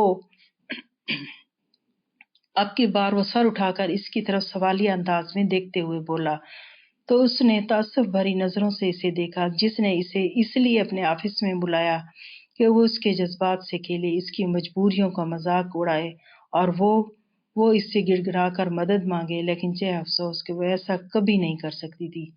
وہ خود پر ضبط کیے بمشکل اس کے سامنے کھڑی تھی مگر مزید کھڑے رہنا نہیں چاہتی تھی۔ تو اٹس اوکے، وہ کچھ بھی کہنا یا سننا نہیں چاہتی تھی، سو اتنا کہہ کر ہٹ گئی، اور ابھی وہ 2 قدم ہی آگے بڑھی تھی کہ وہ تیزی سے اٹھا اور آگے بڑھ کر اس کا بازو پکڑ کر اس کا رخ اپنی طرف کرتے ہوئے چیخ کر بولا، کیا سمجھتی ہے تم خود کو، ہاں؟ اس کی آنکھوں میں آنکھیں ڈالے وہ غرا کر اس سے مخاطب تھا، پچھلے 3 دنوں سے میں تم سے تمہاری ریزگنیشن والی حرکت پر ناراض ہوں اور تمہیں کوئی فرق ہی نہیں پڑتا۔ میں خود روٹتا ہوں، خود مان جاتا ہوں، تمہیں احساس ہی نہیں ہو پاتا۔ تم اتنا نہیں سمجھتی کہ خود میں نے تمہیں عدید مہران پر کتنا حق دیا ہوا ہے کہ جب چاہو اور جتنا چاہو اسے استعمال کر سکتی ہو، لیکن تم نے تو بے حسی کی انتہا کر دی ہے ماہی۔ تم تو اتنا بھی نہیں سمجھ سکتی کہ میں نے لون ریجیکٹ کیا ہے تو کیوں؟ اس کا انداز سوالیہ تھا۔ کیونکہ میں چاہتا تھا کہ تم خود مجھ سے مریم کی شادی کا ذکر کرو تاکہ مجھے بھی یہ احساس ہو کہ میرا بھی تم پر کچھ حق ہے، لیکن تم نہیں جانتی یہ احساس میرے لیے کس قدر قیمتی ہوتا اگر تم مجھ پر واضح کرنے کی کوشش کرتی۔ اسے اپنے بازوؤں میں اس کے ہاتھوں کی انگلیوں کی سختی بڑھتی محسوس ہو رہی تھی۔ تم نے لون کے لیے اپلائی کیا تھا تو تمہیں لگا میں تمہیں لون دوں گا؟ اس کے لہجے سے افسوس چھلک رہا تھا۔ بہت دکھ کی بات ہے ماہی کہ تم نے مجھے اتنا گرا ہوا سمجھا۔ میرے نزدیک میرا سب کچھ صرف تمہارا ہے اور میں تمہیں لون دوں گا یہ میرے لیے باعث شرم ہے۔ وہ بہت آزردہ دکھائی دے رہا تھا۔ اس نے ایک گہرا سانس اپنے اندر اتارا، پھر آہستگی سے اس کے بازوؤں پر سے اپنے ہاتھ ہٹا لیے تو وہ کچھ بھی کہے بغیر خاموشی سے دروازے کی طرف بڑھ گئی اور وہ اسے جاتا دیکھتا رہا۔ مریم میری بھی بہن ہے، اس کے بارے میں کسی کو پریشان ہونے کی ضرورت نہیں ہے، خاص طور پر تمہیں۔ اس کا ہاتھ ہینڈل پر دھرا تھا جب اسے اپنی پشت پر اس کی مضبوط لہجے میں کئی بات سنائی دی۔ وہ اسی خاموشی سے دروازہ کھول کر باہر نکل گئی اور وہ بند دروازے کو کتنی ہی دیر تک تکتا رہا۔ اللہ تیرا شکر ہے تو نے میرے لیے عدید کو فرشتہ بنا کر اتارا، ورنہ میرے اندر اتنی سخت کہاں تھی۔ مریم بخیر خوبی اپنے گھر رخصت ہو چکی تھی اور امی اٹھتے بیٹھتے عدید کے لیے دعا گو تھیں، جس نے اخراجات کے علاوہ تمام انتظامات آسان طریقے سے سنبھالے ہوئے تھے۔ اس دوران وہ خاموش ہی رہی تھی کیونکہ کچھ کام ایسے تھے جن کو واقعی وہ کرنے کی اہل ہرگز نہیں تھی اور ایسے میں کسی مرد کی ضرورت لازمی تھی۔ امی کی زبان پر اسی کے گن تھے جس نے اس مشکل وقت میں ان کا ہر طرح سے ساتھ دیا اور بیٹا ہونے کا فرض نبھایا۔ بلکہ نہ صرف وہ اس کے، اب تو ماموں جان اور مامی جی سے ملنے کو بھی بےتاب نظر آتی تھی۔ وہ حیرت سے امی کو دیکھتی جنہوں نے اتنی آسانی سے وہ سب کچھ کیسے بھلا دیا جس کو یاد کر کر کے وہ رویا کرتی تھی۔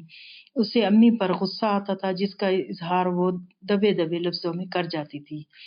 نہیں بیٹا، ایسے مت کہو، اولاد کی آزمائش تو ماں باپ کو توڑ ڈالتی ہے، کہیں کا بھی نہیں چھوڑتی۔ مہران بھائی نے جو بھی کیا مجبور ہو کر کیا تھا، اور بھابھی بھی اپنی جگہ پر ٹھیک ہی تھی۔ ان کی تو بہت خواہش تھی کہ تم ان کی بہو بنو، لیکن وہ ان کی پوری بات سنے بغیر وہاں سے اٹھ کھڑی ہوئی تھی۔ نہ جانے اس نے امی کو کون کون سی من گھڑت کہانیاں سنائی تھی کہ وہ بالکل ہی پگھل کر رہ گئی تھی۔ اس کو یوں جاتے دیکھ کر بے ساختہ بجو ہنس پڑی۔ ماہین، ایک بات تو سنتی جاؤ۔ فاطمہ بجو کے پکارنے پر وہ دروازے سے ہی پلٹ کر سوالیہ انداز میں انہیں دیکھنے لگی۔ تمہارے لیے عدید کا پروپوزل آیا ہے، ماموں جان اور مامی جی بھی جلد ہی پاکستان آ رہے ہیں۔ ابھی انہوں نے فون پر تمہارا ہاتھ مانگا ہے، باقی کی رسمیں وہ یہیں آ کر کریں گے۔ فاطمہ بجو کے چہرے سے چھلکتی حد درجہ خوشی کو دیکھ کر وہ ایک لمحے کے لیے کچھ بھی نہ بول پائی۔ نہ جانے کتنے عرصہ بعد وہ فاطمہ بجو کے اس حد تک کھلتے چہرے کو دیکھ رہی تھی۔ وہ ان کے چہرے کو بجھتا ہوا دیکھنا نہیں چاہتی تھی، سو خاموشی سے کمرے سے باہر نکل گئی۔ شدید تیش کے عالم میں وہ ادھر سے ادھر چکر لگاتے ہوئے اس کا انتظار کر رہا تھا۔ اضطراب ہی اضطراب وجود میں پھیلا ہوا تھا۔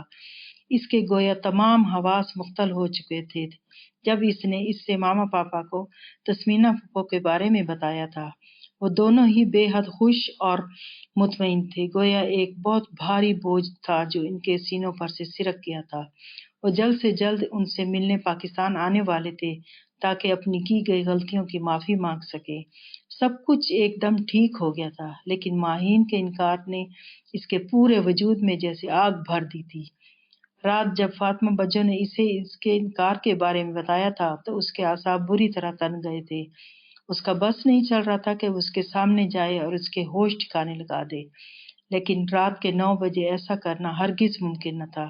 سو صبح آفس پہنچتے ہی اسے اپنے آفس میں طلب کر لیا۔ جس وقت وہ روم میں داخل ہوئی وہ متفکر سا ٹہل رہا تھا۔ اسے دیکھتے ہی وہ اس کی طرف بڑھ گیا۔ تم آخر چاہتی کیا ہو؟ اسے دیکھتے ہی وہ شروع ہو گیا تھا۔ کیا کیا ہے میں نے؟ اس کے انداز میں بلا کا اطمینان تھا۔ وہ تب کر رہ گیا۔ کیا نہیں کیا تم نے؟ وہ دھاڑا۔ 6 ماہ ہو گئے ہیں تمہارے پیچھے پیچھے پھرتے ہوئے، تمہیں مناتے ہوئے، اور تم اپنی ضد سے 1 انچ پیچھے نہیں ہٹ رہی، پھر پوچھتی ہو کیا کیا ہے تم نے؟ وہ پہلی بار اسے اتنے غصے میں دیکھ رہی تھی، سو ڈر ہی گئی اور پلٹ کر دروازے کی طرف بڑھ گئی۔ وہ اس وقت اتنے غصے میں تھا کہ وہ اس کا سامنا کرنے سے گھبرا رہی تھی۔ اس کے پہنچنے سے پہلے اس نے آگے بڑھ کر ڈور لاک کیا اور اس کے مقابل آ کھڑا ہوا۔ آج بات کلیئر ہو کر رہے گی، تب تک میں تمہیں اس کمرے سے باہر جانے نہیں دوں گا، یاد رکھنا۔ اس کی آنکھوں میں آنکھیں ڈال کر وہ دھیمے مگر سخت لہجے میں بولا۔ تب ہی ٹیبل پر رکھے فون کی گھنٹی بج اٹھی تو اس طرف متوجہ ہو گیا۔ اس کی توجہ فون کی جانب مرکوز دیکھ کر وہ دروازے کی طرف لپکی مگر بے سود۔ ڈور آٹومیٹک لاکڈ ہے، نہیں کھلے گا، وہ ریسیور کان سے لگاتے ہوئے تیز لہجے میں بولا تو وہ بے بسی سے بند دروازے کو دیکھتی رہ گئی۔ مس کرن پلیز، نو فون کالز، جب تک میں نہ کہوں کوئی بھی شخص میرے آفس میں نہ آئے۔ وہ سختی سے ہدایت دے کر دوبارہ اس کی جانب متوجہ ہوا جو دروازے کے ساتھ ہی لگی کھڑی تھی۔ مجھے صرف اتنا بتا دو کہ تم نے اب تک شادی کیوں نہیں کی؟ وہ اس کے ہر درجہ قریب آ کر استفسارانہ انداز میں بولا، جبکہ لہجہ پہلے کی نسبت کچھ نرم تھا۔ اس کے سوال پر ایک لمحہ کے لیے اس کے دل کو کچھ ہوا ضرور تھا، مگر وہ خاموش ہی رہی۔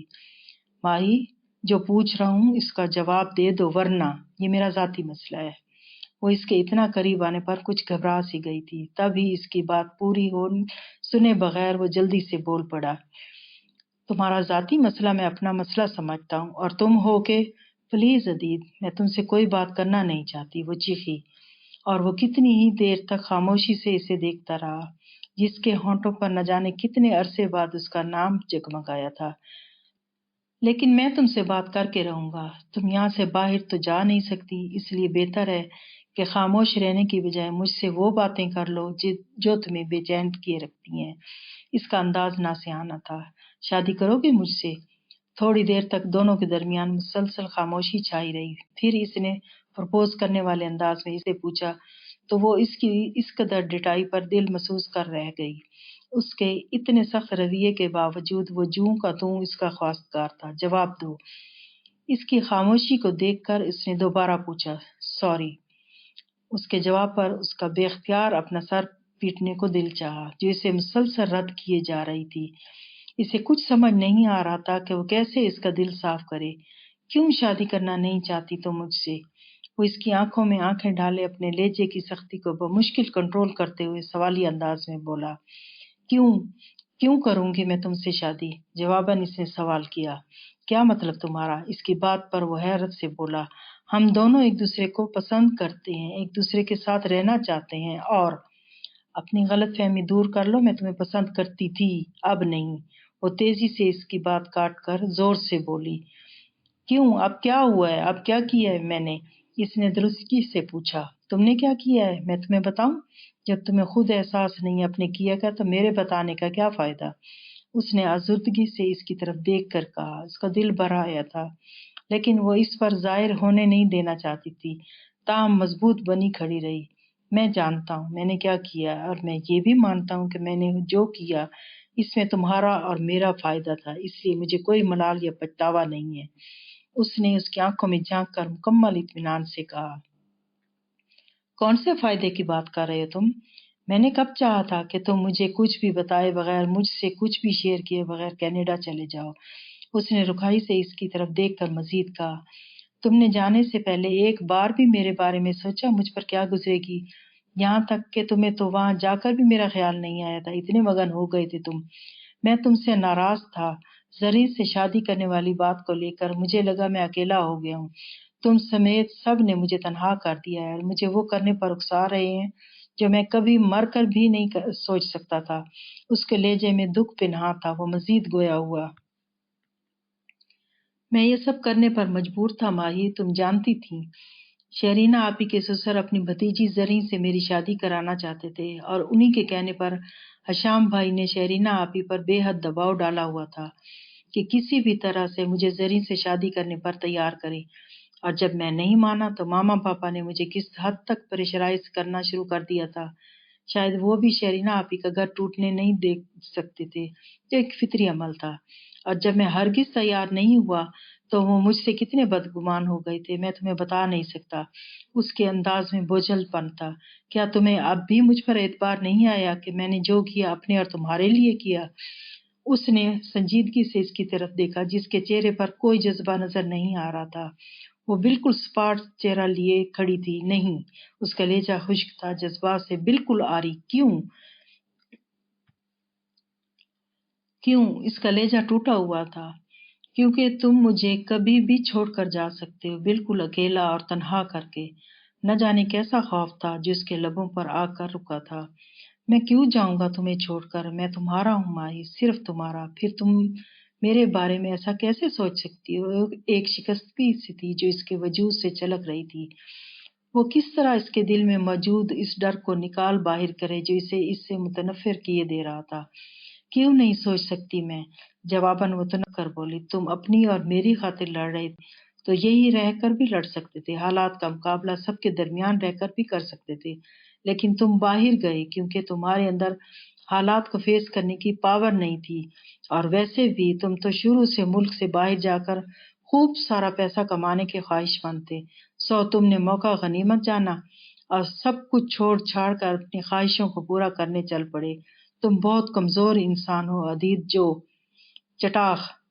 وہ جو خود پر ضبط کیے خاموشی سے اس کی باتیں برداشت کر رہا تھا، اس کی آخری بات پر اس کے منہ پر تھپڑ دے مارا تھا۔ کتنا غلط سمجھتی تھی وہ اس کو، اس کا دماغ گھوم گیا۔ اسے کچھ سمجھ نہیں آ رہا تھا کہ وہ کیا کرے۔ میں پیسہ کمانے کی خاطر باہر گیا تھا، وہ دھاڑ کر اس سے مخاطب ہوا۔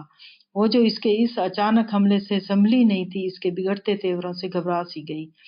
وہ اس کے چہرے پر آنکھیں گاڑے اس سے مخاطب تھا اور آنکھوں سے سرخیاں جھلکنے لگی تھیں۔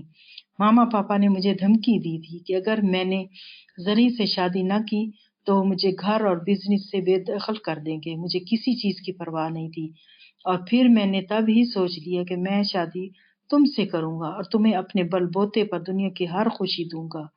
اور یہی بات میں نے ماما پاپا سے بھی کی تھی کہ مجھے ان کی جائیداد میں سے پھوٹی کوڑی بھی نہیں چاہیے، میں خود بھی وہ سب کچھ کما سکتا ہوں جس کو چھیننے کی وہ مجھے دھمکی دے رہے تھے۔ پھر میں نے باہر جانے کا پکا فیصلہ کر لیا، کیونکہ جب تک میں یہاں رہتا مجھے اسی طرح پریشرائز کیا جاتا۔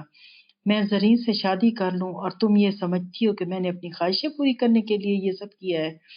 میں نے کتنی مشکلیں اٹھائیں، کتنی مصیبتوں سے گزر کر میں یہاں تک پہنچا ہوں، تو وہ صرف تمہارے لیے، اور تم ہی کہہ رہی ہو کہ میں نے موقع سے فائدہ اٹھایا۔ خواہش کا مارا سمجھتی ہو تو مجھے، اگر میں نے ایسا کبھی چاہا بھی تھا نا، تو وہ صرف تمہارے لیے، کیونکہ میں تمہیں دنیا کی ہر آسائش دینا چاہتا تھا، اور تم نے مجھے اتنا گرا ہوا سمجھ لیا کہ میں ان سب کی خاطر تمہیں چھوڑ کر جا سکتا ہوں۔ اس کے ایک ایک لفظ اور ایک ایک حرف سے دکھ، افسوس اور غصہ چھلک رہا تھا، جسے وہ قطعی نظر انداز کر گئی اور بپر کر بولی، اور تم بھی جانتے تھے کہ مجھے ان کی نہیں صرف تمہاری ضرورت تھی، پھر بھی تم نے، کیا میری اپنی کوئی خواہش نہیں تھی کہ میں تمہارے لیے کچھ کرتا، تمہیں آرام اور سکون کی زندگی دیتا؟ وہ اس کی بات پوری سنے بغیر زور سے بولا، ان سب کو پانے کے لیے میں نے بہت محنت کی ہے، تمہیں میری اس محنت میں وہ محبت نظر نہیں آ رہی جو میں تم سے کرتا ہوں؟ ہاں، نہیں آ رہی نظر۔ وہ اپنے گال پر جہاں اس نے تھپڑ مارا تھا بدستور ہاتھ رکھے بے خوفی اور بے دردی سے بولی تھی، کیونکہ تمہارے اس طرح کرنے سے جو تکلیف اور اذیت میں نے اٹھائی تھی، وہ یہ ساری چیزیں مل کر بھی ختم نہیں کر سکتی، میں ان لمحوں کو نہیں بھول سکتی جب میں فون پر محض تمہاری آواز سننے کو ترسا کرتی تھی، لیکن تم وہاں جا کر اس قدر مگن ہو گئے تھے کہ میرا ہی خیال نہیں آیا۔ اگر یہ تمہاری مجھ سے ناراضی تھی تو پھر میں کیسے مان لوں کہ تم نے یہ سب میری خاطر کیا ہے؟ اس کی آنکھوں سے آنسو نکل کر اس کے گالوں کو بھگو رہے تھے۔ وہ خاموشی سے کھڑا اسے دیکھتا رہا، پھر پلٹ کر ٹیبل کی طرف بڑھ گیا۔ تو تمہیں یقین نہیں آتا کہ میں نے یہ سب تمہاری خاطر کیا تھا، ہے نا؟ اس نے عجیب سے انداز میں اس کی طرف دیکھتے ہوئے پوچھا، پھر اگلے ہی لمحے شدید تیش کے عالم میں ٹیبل پر رکھی تمام چیزوں کو ہاتھ کی مدد سے نیچے گرا دیا۔ اس کے طرح کرنے پر وہ گھبرا سی گئی۔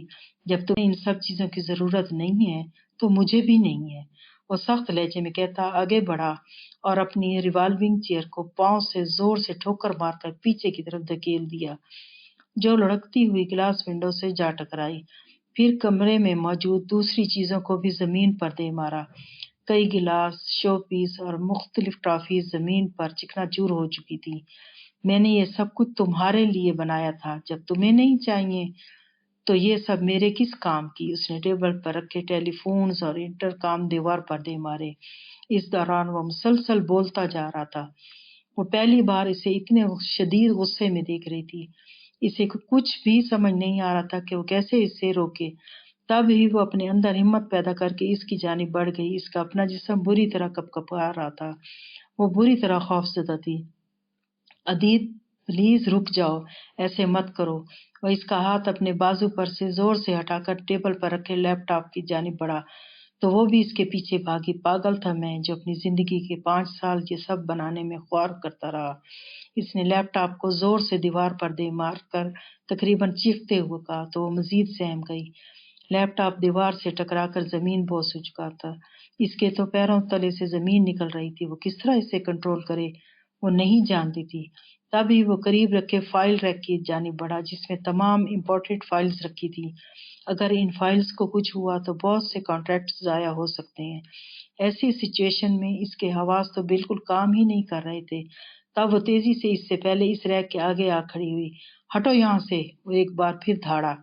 پلیز عدید مت کرو ایسا، وہ التجائی انداز میں اس کی طرف دیکھ کر بولی، جبکہ اس کی آنکھوں سے مسلسل آنسو بہہ رہے تھے۔ جس کی پرواہ کیے بغیر اس نے ہاتھ بڑھا کر اسے بازو سے پکڑ کر ایک سائڈ پر دھکیلا اور پھر تمام فائلوں کے 2 ٹکڑے کر کے ہوا میں اچھال دیے۔ اس کے اس طرح کرنے پر وہ ہکا بکا کھڑی رہ گئی۔ میں کب سے تمہیں منا رہا تھا، تم سے بات کرنے کے لیے ترس رہا تھا، لیکن تمہاری غلط فہمیاں ہی دور نہیں ہو رہی تھیں۔ بولتے ہوئے اس کی طرف بڑھا جو دیوار کے ساتھ سہمی کھڑی تھی۔ وہ یکبارگی سے اسے دیکھے جا رہی تھی جو پورے کمرے کا نقشہ پل بھر میں بدل کر مطمئن نظر آ رہا تھا۔ اس کا اطمینان قابل دید تھا۔ اب تو تمہیں یقین آ گیا کہ میرے نزدیک ان چیزوں کی کوئی اہمیت نہیں تھی۔ وہ اس کے بائیں طرف دیوار پر اپنا دائیں ہاتھ مضبوطی سے جمائے اس کی آنکھوں میں آنکھیں ڈالے سوالی انداز میں قدرے نرمی سے بولا۔ وہ خاموش نظروں سے ڈری ڈری اسے دیکھ رہی تھی، جس کا یہ روپ اس نے پہلی بار دیکھا تھا۔ میں اس سے بھی زیادہ کر سکتا ہوں اور کروں گا۔ تم دیکھنا میں خود کو تمہارے سامنے کس طرح برباد کرتا ہوں، لیکن وعدہ کرو جب میں بالکل خالی ہو جاؤں گا تب تو تمہیں مجھ پر، میری محبت پر اعتبار آئے گا نا۔ وہ دھیمے لہجے میں اس سے بول رہا تھا اور وہ گنگ بنی اسے دیکھ رہی تھی، سوالیہ نظروں سے اسے دیکھ رہا تھا۔ پھر وہ جواب کی پرواہ کیے بغیر دروازہ کھول کر تیزی سے باہر نکل گیا تو وہ خالی نظروں سے پورے کمرے کو دیکھنے لگی۔ یہاں پہلے جیسا کچھ نہ تھا، ہر شے اپنے مقام سے دور ٹوٹی پھوٹی حالت میں پڑی تھی۔ کمرے کی حالت ابتر ہو چکی تھی، کارپٹ پر دور تک کاغذ ہی کاغذ بکھرے ہوئے تھے۔ وہ آہستہ آہستہ قدموں سے چلتی ہوئی کارپٹ پر گھٹنوں کے بل بیٹھ گئی اور اوندھے پڑے لیپ ٹاپ کو اٹھا کر چیک کرنے لگی جو بالکل بے جان ہو چکا تھا۔ پھر اس نے تمام کاغذات سمیٹ کر فائلوں میں رکھے اور جتنا ہو سکتا تھا چیزوں کو ان کی جگہ پر رکھا۔ پھر کمرے کو باہر سے لاک کر کے اپنی سیٹ پر جا بیٹھی۔ پتہ نہیں کیوں اس کے دل پر کوئی بوجھ سا آ گرا تھا، یوں لگتا تھا جیسے اس سے کہیں کوئی بہت بڑی غلطی ہو گئی ہے، یا شاید وہ اسے سمجھ ہی نہیں سکی تھی۔ وہ مزید کیا کرے گا؟ اسے شدید فکر لاحق ہو گئی تھی۔ وہ جو کہتا تھا کر گزرتا تھا۔ وہ دکھتے سر کو دونوں ہاتھوں میں تھام کر بیٹھ گئی تھی۔ وہ سارا دن آفس نہیں آیا تھا۔ تقریباً 6 بجے وہ بھی آفس سے نکل کر گھر آ پہنچی تھی۔ افسردگی تھی جس نے اسے پورے وجود کا احاطہ کیا ہوا تھا۔ وہ پزمردہ قدموں سے چلتی اپنے کمرے کی طرف بڑھ گئی۔ کیا بات ہے؟ تم کچھ پریشان ہو؟ عدیت سے کوئی بات ہوئی ہے کیا؟ عدیت کے نام پر اس نے جھٹکے سے سر اٹھا کر فاطمہ بجو کو دیکھا جو اس کے پاس ہی بیڈ پر بیٹھی تھیں۔ انہیں کیسے پتا؟ میں سب جانتی ہوں کہ تم عدیت کے ہی آفس میں جاب کرتی ہو اور یہ بات ہمیں عدیت نے ہی بتائی تھی۔ خیر یہ بتاؤ کہ عدیت سے تمہاری کیا بات ہوئی، کیونکہ وہ تمہارے انکار کو لے کر بہت پریشان تھا۔ جب ساری بات انہیں پتہ ہی تھی تو اس نے بھی کچھ چھپانا مناسب نہ سمجھا اور آج کی ساری روداد انہیں کہہ سنائی۔ انہوں نے غور کیا کہ باتیں کرتے وقت اس کی آنکھیں بار بار بھیگتی جا رہی تھیں اور آواز بھی رند گئی تھی۔ شاید اس کے اندر کی انا اب ٹوٹنے لگی تھی۔ وہ قدرے نرم اور بدلی بدلی محسوس ہوئی تھی۔ تب ہی فاطمہ بجو بول پڑی، ماہین، مامی جی اور ماموں جان بالکل غلط نہیں تھے۔ وہ اپنی اولاد کے ہاتھوں مجبور ہو گئے تھے، اس لیے انہوں نے وہ فیصلے کر ڈالے جو ہمارے حق میں نہیں تھے۔ اور تمہیں پتہ ہے یہ سب عدیت کے گھر چھوڑ کر جانے کے بعد ہوا تھا۔ پھر عدیت تو ان سارے معاملات سے بے خبر تھا، ایسے میں اس کو مجرم بنانا سراسر غلط ہے۔ وہ آج خاموشی سے سر جھکائے ان کی باتیں سنتی رہی، ورنہ وہ تو ان کے ناموں سے ہی بھڑک اٹھتی تھی۔ انہوں نے موقع اچھا سمجھ کر بولنا شروع کیا، جسے وہ چپ چاپ سنتی رہی۔ تم جانتی تو ہو نا کہ زبیر کی بیوی فریال کے مزاج کو۔ اس نے ساری زندگی ملک سے باہر گزاری تھی، اسی لیے وہ کافی عرصے سے زبیر پر بھی زور ڈال رہی تھی کہ وہ یہ گھر بیچ کر اور بزنس وائنڈ اپ کر کے جرمنی اس کے ساتھ چلے اور اس کے بھائی کے ساتھ بزنس سٹارٹ کرے۔ لیکن جب زبیر نے انکار کیا تو اس نے کورٹ سے خلا لینے کی دھمکی دے ڈالی، جس پر سب پریشان ہو کر رہ گئے۔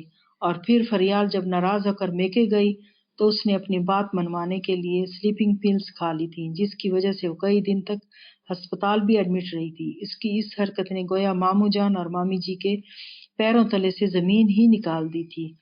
پھر زبیر بھی فریال کا ساتھ دیتے ہوئے ماموں جان سے مطالبہ کرنے لگا، لیکن ماموں جان نہیں مانے۔ مگر جب زبیر نے ماموں جان کو مرنے کی دھمکیاں دیں تو وہ امی اور ہم سب کی نظروں میں مجرم بننے کو تیار ہو گئے تھے۔ ماموں جان نے خاموشی سے گھر بیچ دیا اور بزنس بھی وائنڈ اپ کر دیا۔ وہ عدیت کو تو دیکھنے کو ترس گئے تھے، اب زبیر کی دوری برداشت نہیں کر سکتے تھے۔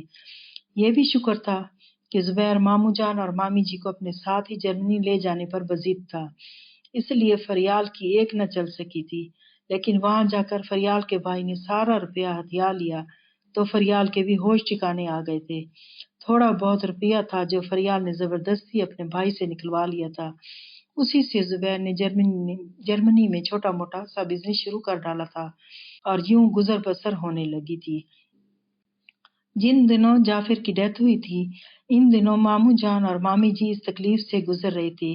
اس نے ہمیں اس سب سے اس لیے بے خبر رکھا کہ پہلے ہی جعفر کے غم سے نڈال تھیں۔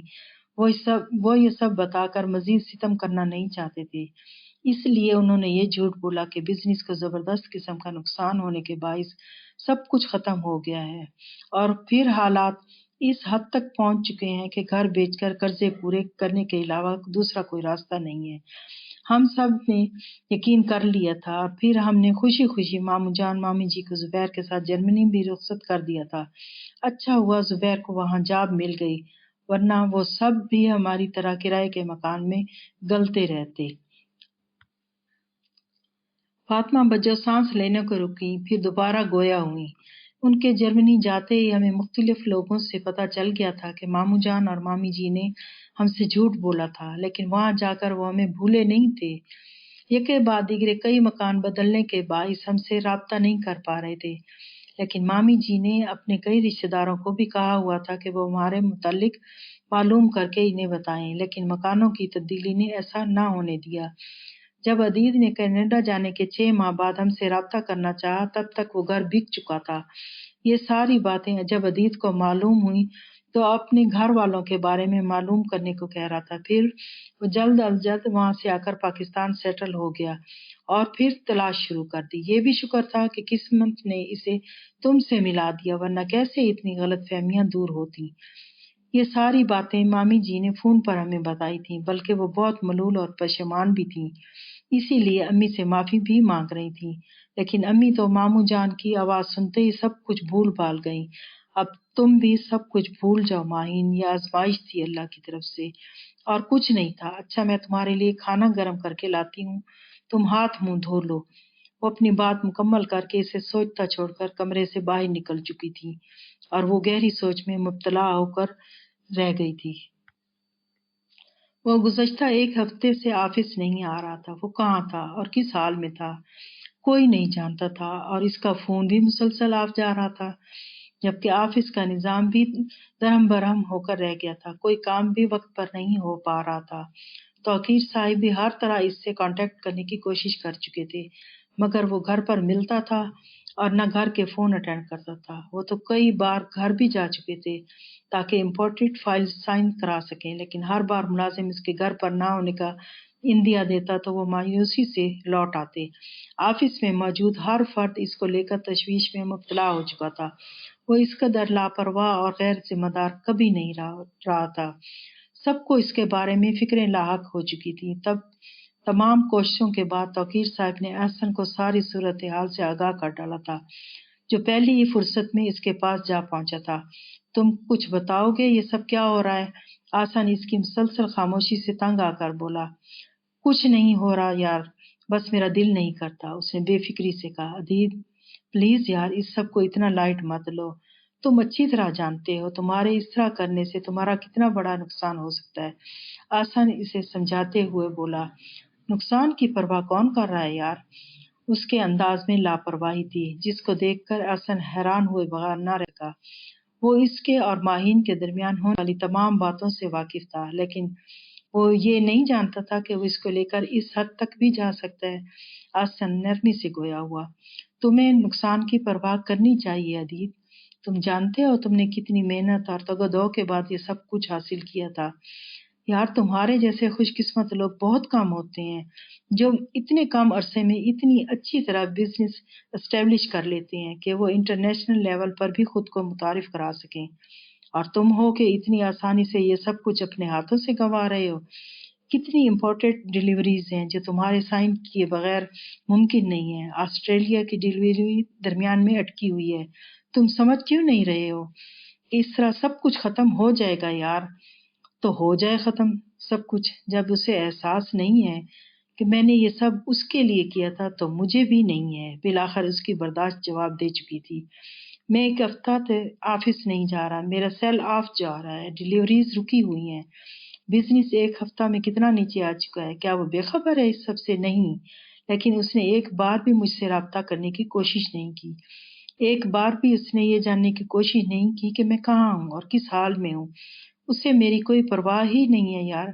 کیا اس قابل ہوں میں کہ وہ میرے بارے میں اتنی لاپرواہ رہے؟ مانا میں غلط تھا، لیکن میں وہ بات کرتے کرتے رک گیا تھا، پھر ایک گہرا سانس اپنے اندر اتار کر وہ دوبارہ احسن سے مخاطب ہوا، مگر دھیمے لہجے میں۔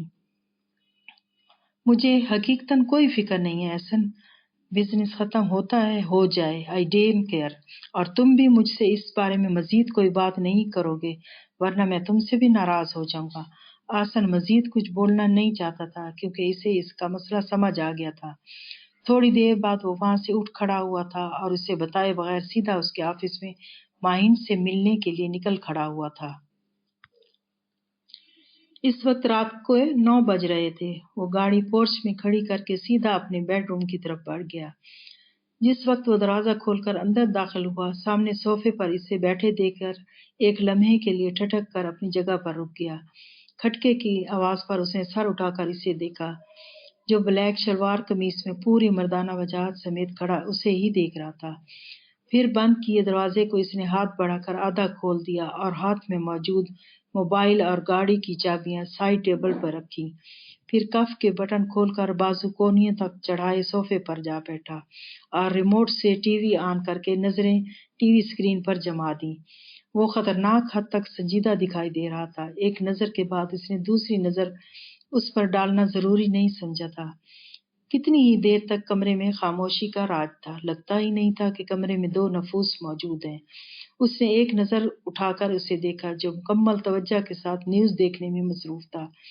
بالآخر وہ اٹھی اور آگے بڑھ کر ٹی وی آف کر دیا تو اس نے محض ایک نظر اس پر ڈالی، پھر ریموٹ صوفے پر اچھال کر خاموشی سے اٹھ کر ٹیرس پر آ کھڑا ہوا۔ وہ بے حد خفا خفا سا لگ رہا تھا۔ وہ بھی اس کے پیچھے پیچھے ٹیرس پر آ کھڑی ہوئی۔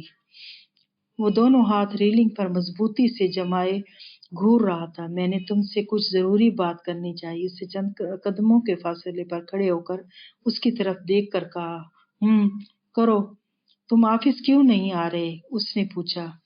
یہ بات میرے لیے ضروری نہیں ہے اور میں جواب دینا بھی ضروری نہیں سمجھتا، اس نے دو ٹوک انداز میں کہا، لیکن میرے لیے یہی بات ضروری ہے۔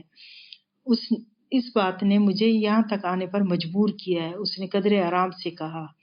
میرے لیے یہ بھی ضروری نہیں ہے کہ تمہارے لیے کیا بات اہمیت رکھتی ہے اور کیا نہیں۔ اس کا انداز ہی دوسرا تھا۔ وہ ایک لمحے کے لیے چپ تھی، پھر دوبارہ گویا ہوئی۔ میں نے تم سے کچھ پیپر سائن کرانے کے لیے تھے، اس نے مدعا بیان کیا۔ سوری، اس نے فوراً جواب دیا۔ عدیت، پلیز، تم جانتے ہو اب تک کتنا لاس ہو چکا ہے، کتنی ہی کمپنیز ہیں جو آرڈرز واپس لینا چاہتی ہیں وقت پر ڈلیوری نہ ہونے کی وجہ سے۔ تمہیں یہ سب بتانے کی ضرورت تو نہیں ہے، تم سب جانتے ہو، کیوں کر رہے ہو ایسا؟ اسے سمجھ ہی نہیں آ رہا تھا کیسے اسے سمجھائے، جبکہ دوسری طرف وہ خاموش تھا۔ عدیت، میں تم سے بات کر رہی ہوں، پلیز۔ کس بات کا جواب دوں؟ وہ سامنے سے گھور کر اسے دیکھتے ہوئے بولا۔ میں اگر کچھ نہیں کر رہا یا مجھے پرواہ نہیں، تمہیں سمجھ جانا چاہیے نا کہ جو میرا دل چاہے گا وہی کروں گا۔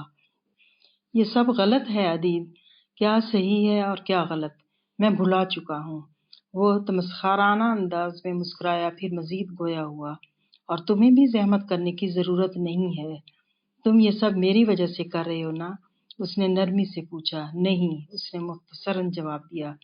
مجھے اپنی غلطی کا احساس ہو چکا ہے عدیت، پلیز مجھے سمجھنے کی کوشش کرو۔ اس کی بات پر وہ ریلنگ پر سے ہاتھ ہٹا کر سیدھا کھڑا ہو گیا اور سینے پر ہاتھ باندھے رخ اس کی طرف موڑ دیا۔ کون سی غلطی کا احساس؟ اس نے سوال کیا۔ یہی کہ میں نے ماموں جان اور مامی جی کو بہت غلط سمجھا تھا، اور یہ کہ سٹاپ اٹ ماہی، وہ بول رہی تھی کہ اس نے یکدم ہاتھ اٹھا کر اسے روک دیا۔ تم نے انہیں غلط سمجھا تھا تو جاؤ جا کر انہی سے یہ ساری باتیں کہو۔ اس کی آواز قدرے سخت تھی اس بار۔ اس نے سر اٹھا کر اسے دیکھا، جس کے چہرے پر بھی سختی نمایاں تھی۔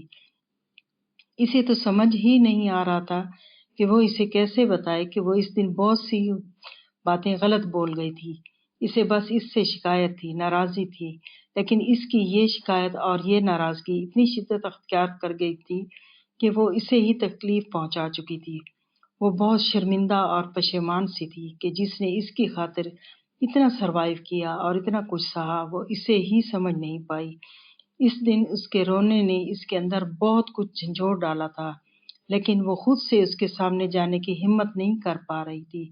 وہ تو ماموں جان اور مامی جی سے فون پر بات کرتے ہوئے بھی اندر ہی اندر شرمندہ ہوئی جا رہی تھی، جن کی اتنی برسوں کی محبت کے جواب میں ذرا سی آزمائش کرنے پر اس نے اپنے دل میں ان کے خلاف اتنے محاذ بنا ڈالے تھے۔ لیکن ماموں جان اور مامی جی سے تو وہ بھی معذرت کر چکی تھی، لیکن اس نے سامنے کھڑے اس شخص کو دیکھا جو اسے ہمیشہ سے ہی مناتا چلا آیا تھا، لیکن آج وہ خود خفا ہوا تو اس کے اوزان ہی خطا ہو گئے تھے اور اسے سمجھ ہی نہیں آ رہا تھا کہ وہ اسے کیسے بات کرے، کیسے منائے۔ اسے ٹیرس پر سوچتا چھوڑ کر وہ دوبارہ اندر جا کر صوفے پر براجمان ہو چکا تھا۔ وہ بھی اس کے پیچھے چلی آئی۔ پلیز عدیت، تم مان کیوں نہیں رہے؟ اس نے اکتا کر اسے دیکھا۔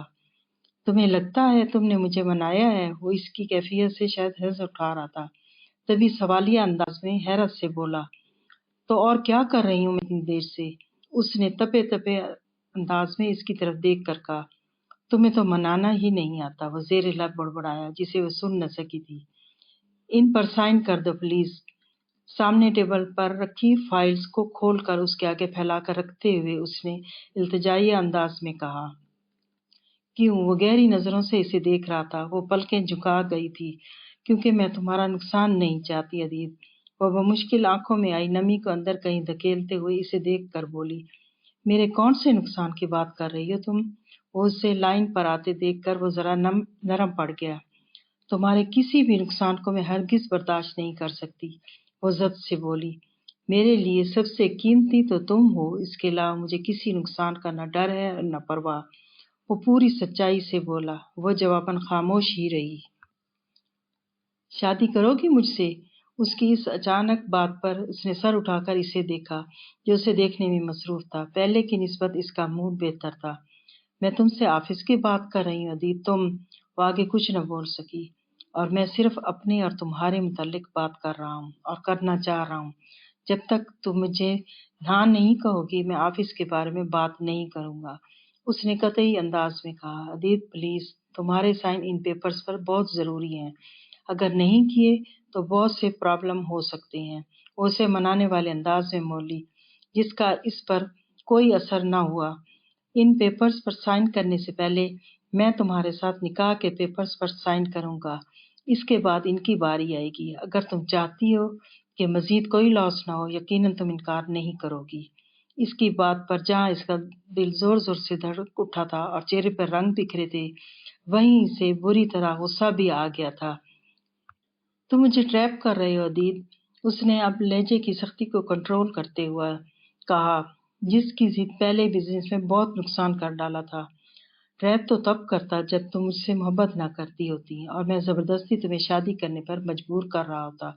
بہرحال تم اگر چاہتی ہو کہ مزید کچھ نہ ہو تو پہلے مجھ سے نکاح کرو، اور تم سائن ابھی کرانا چاہتی ہو تو تمہیں نکاح بھی ابھی کرنا ہوگا۔ وہ پختہ لہجے میں بول رہا تھا۔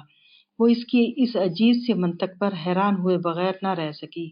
میں کروں گی عدیت، جو تم کہو گے وہی سب، لیکن وہ بمشکل اتنے الفاظ منہ سے نکال پائی تھی۔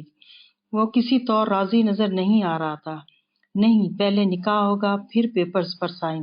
اسے مانتے دیکھ کر وہ بھی قدرے نرمی سے بولا، تم ہر بات اپنی منواتے ہو عدیت۔ اسے غصہ آ گیا تھا۔